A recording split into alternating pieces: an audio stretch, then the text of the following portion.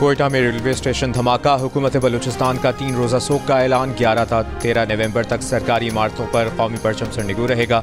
हफ्ते की सुबह रेलवे स्टेशन धमाके में 27 अफराद जाँ बहक, 62 जख्मी हुए थे। वज़ीर आज़म शहबाज शरीफ सऊदी अरब पहुँच गए। कल रियाद में अरब इस्लामी सरबराह इजलास में शिरकत करेंगे। इजलास में फ़लस्तीन के खिलाफ इसराइली जारहियत और मशरिक़ वस्ता की सूरत हाल पर गौर किया जाएगा।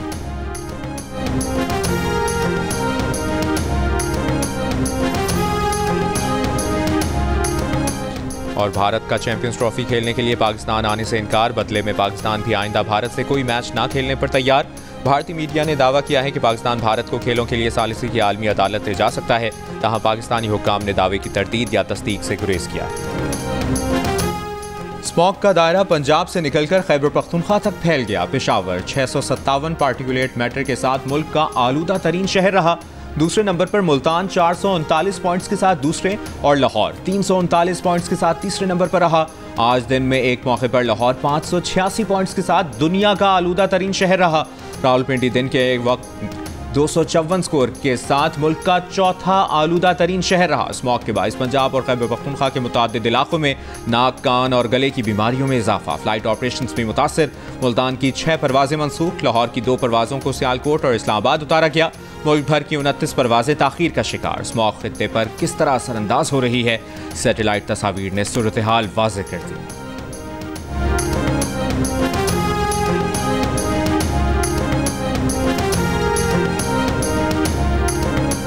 धुआं छोड़ती गाड़ियां बंद की जाएंगी। प्राइवेट गाड़ियों के मालिकान को 7 दिन का अल्टीमेटम।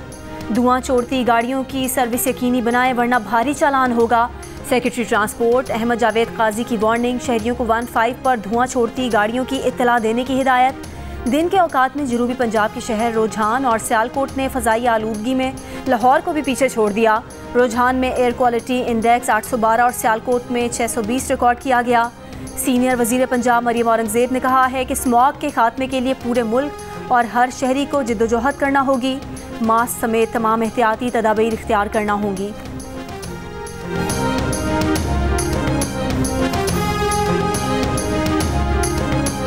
लाहौर में शहरियों ने स्मॉग की रोकथाम के लिए बनाए गए SOPs हवा में उड़ा दिए। इतवार को शहर के तमाम कारोबारी मराकज़ बंद ना कराए जा सके। बड़ी मार्केटें और बाजार जुज़वी तौर पर बंद रहे। आवाम की शॉपिंग बरकरार रही। लाहौर हाई कोर्ट ने इतवार को तमाम मार्केटें बंद रखने का हुक्म दिया था। कई मकामात पर एंटी इंक्रोचमेंट अमले ने खुली दुकान का सामान उठा लिया। कहाँ गया भारतीय पंजाब के वज़ीर आला को लिखा जाने वाला स्मॉग डिप्लोमेसी लेटर? क्या तालीमी इदारे और मोटरवेज बंद करने से स्मॉग का खतरा टल जाएगा? पीपल्स पार्टी वस्ती पंजाब के जनरल सेक्रेटरी हसन मुर्तज़ा का हुकूमत पंजाब से सवाल। कहा कि तख्ते लाहौर वाले माहौलियाती आलूदगी पर भी काबू पाने में नाकाम हैं। मसनूई बारिश बरसाने के बयानात सुन कर अब तो कान पक गए हैं। हुक्मरानों को अपने हेल्थ सिस्टम पर एतबार नहीं, इसीलिए जिनेवा गए हैं।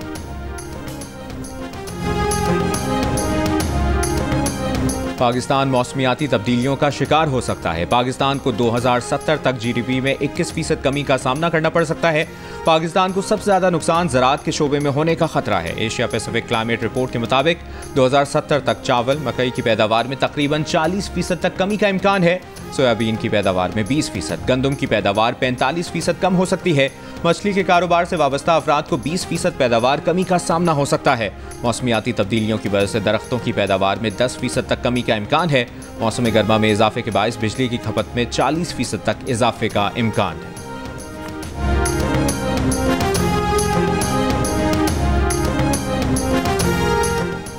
£190 मिलियन मुंतकली के केस में बानी PTI को बयान देने के लिए 79 सवालात पर मुश्तमिल सवालनामा दे दिया गया।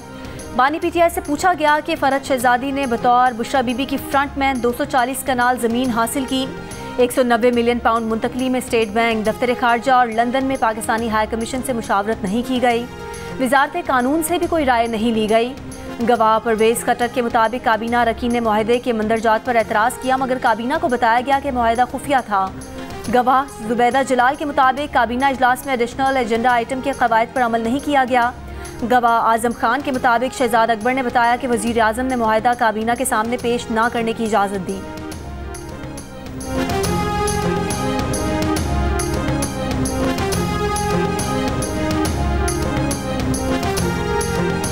सिक्योरिटी फोर्सेस का शिमाली वज़ीरिस्तान के इलाके स्पिनवाम में खुफिया इत्तलाआत पर ऑपरेशन, 6 खवारिज हलाक कर दिए। कार्रवाई में 6 खवारिज जख्मी भी हुए। ISPR के मुताबिक हलाक खवारिज से असलहा और गोला बारूद भी बरामद हुआ। हलाक खवारिज सिक्योरिटी फोर्सेस के खिलाफ दहशतगर्दी और मासूम शहरियों के कत्ल में मुलव्विस थे।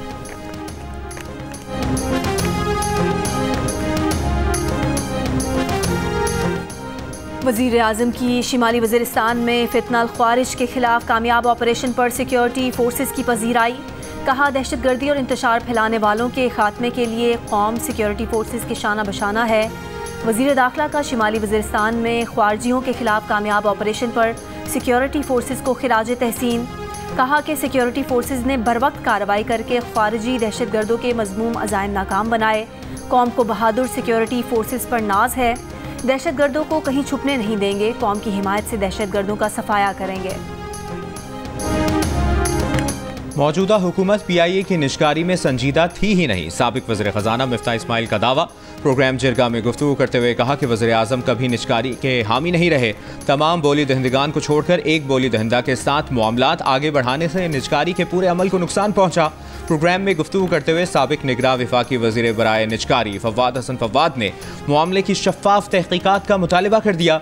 मज़ीद तफसील जानिए जिरगा में सलीम साफ़ी के साथ आज शब 10:05 पर।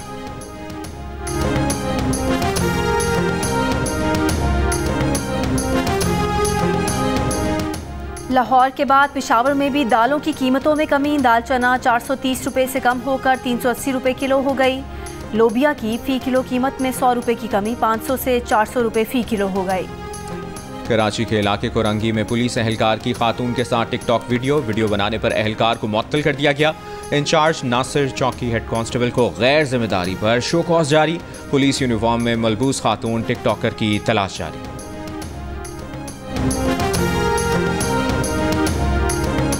गाजा में इसराइली हमले जारी। 24 घंटों में 23 फ़लस्तीनी शहीद। मगरबी किनारे में भी 2 फ़लस्तीनी शहीद।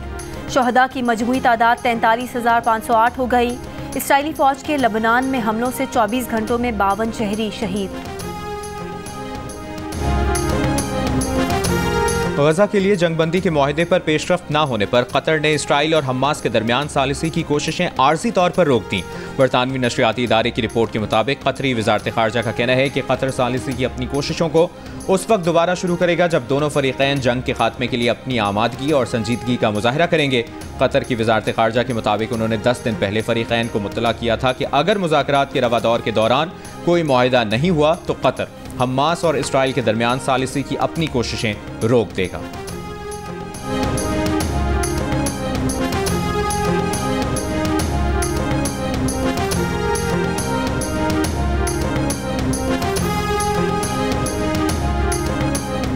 थल जीप रैली के आखिरी रोज प्रिपेयर्ड कैटेगरी के फाइनल राउंड में मारूफ ड्राइवर्स नादिर मक्सी और साहबजादा सुल्तान को मारूफ रेसर आसिफ फजल चौधरी ने पीछे छोड़ दिया।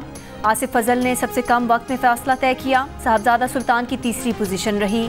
शदीद स्मॉग के बायस प्रिपेयर्ड कैटेगरी की रेस 4 घंटे 40 मिनट की ताखीर से शुरू हुई। ट्रैक को भी 200 किलोमीटर से कम करके 30 किलोमीटर कर दिया गया।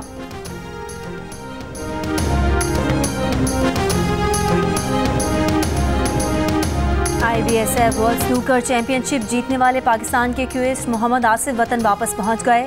कराची एयरपोर्ट पर PBSA के अहदेदारान ने खिलाड़ियों का इस्तकबाल किया, लेकिन सूबाई या वफाकी हुकूमत का कोई नुमाइंदा मौजूद न था।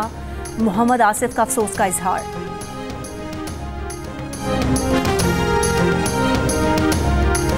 और बच्चों और बड़ों का पसंदीदा लायन किंग वापस आ गया। मुफासा की झलकियों ने धूम मचा दी। फिल्म 20 दिसंबर से बॉक्स ऑफिस पर धूम मचाने को तैयार।